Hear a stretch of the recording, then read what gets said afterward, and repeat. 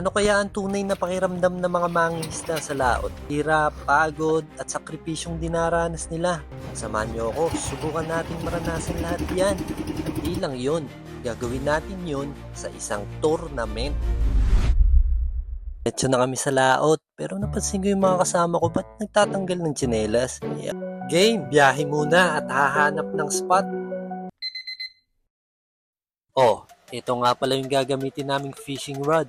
Pang tournament to pre. Yung pain namin, hipon. Pero syempre, balatan muna natin yan. Paano naman kakainin ng isda kung may balot pa? Wala kasi ng kamay, di ba? May iba't ibang kategory pala yung tournament mga pre. Una, pabigatan ng huli. Kung sino ang mas mabigat ng nahuli ay siya ang reyna hari ng dagat.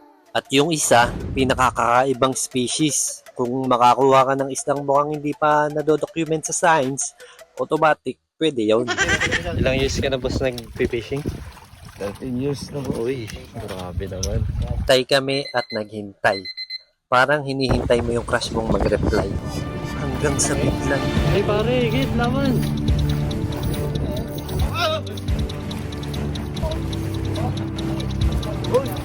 Oy!